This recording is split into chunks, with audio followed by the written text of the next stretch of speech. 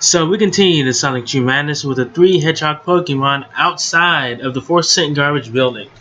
Wow, now that's tall. Sonichu, stay focused. We're here to meet the head of this company and reason with him. Reason, totally.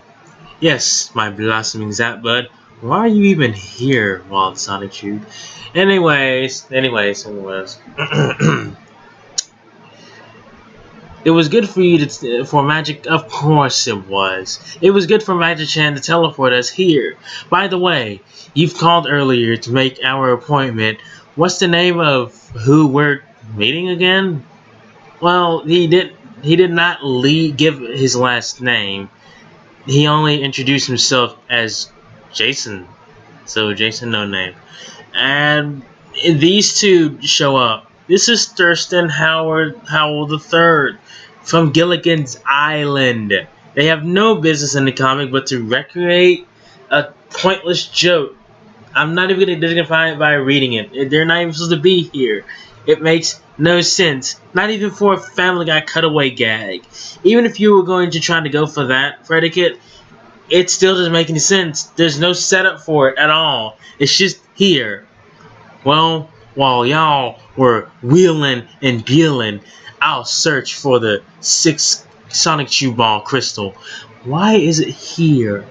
That Magic-chan, of course he detected it in the fucking building. What can't this dude do? Seriously, what can Magic-chan not do in the comic? But here's the thing that really gets to me. Out of one of the parts of the entire episode 17 of the Sonichu comic 8, issue 8, one of the things that really upsets me. A day doesn't go by when I can't help but to appreciate the stealth teachings of my father. Never established, he was the leader of his Cut Sharp clan, Scyther and Scizor. Never met them. One day, on a mission for swift revenge upon the Chameleon Cult, never heard of them, never will, for burning down their jungle dojo, never established until now. He was captured by poachers who we never meet. I was close behind his trail when it happened. I wept as I saw him being put into their van. I tried to release my father. I really did.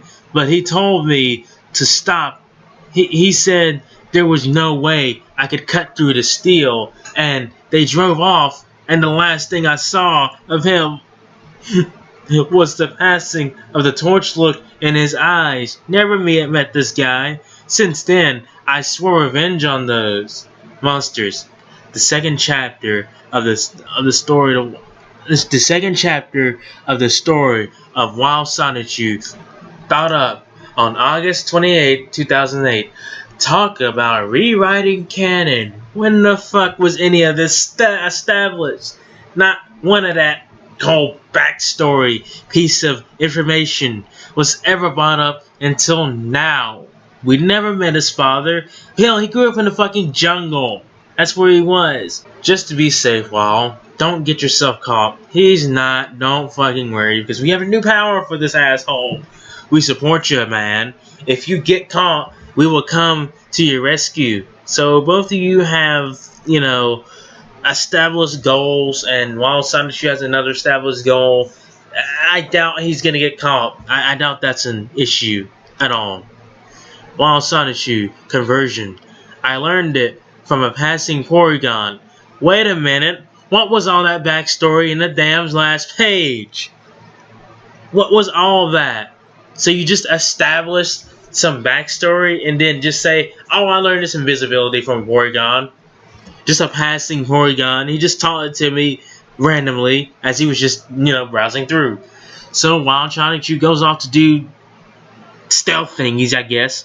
Wow, when Wild blends in, he doesn't fool around. Now, let's clean the mud of our good names. Sure. Clean the mud off your good names.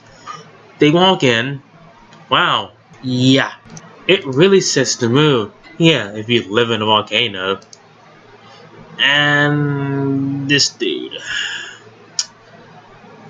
this guy right here. This is Bell, B-E-L.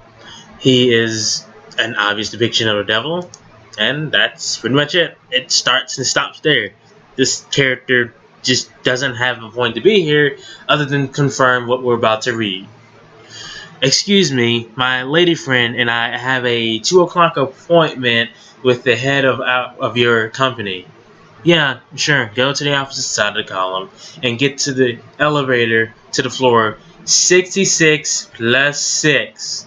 Get it? It's a Mark of the Beast reference, which kind of goes hand in hand. This guy has a weird chin. Like, honestly, it's not even much of a chin. It's like Chris has completely no idea how to draw an actual neck or a chin, and apparently this guy has both conjoined.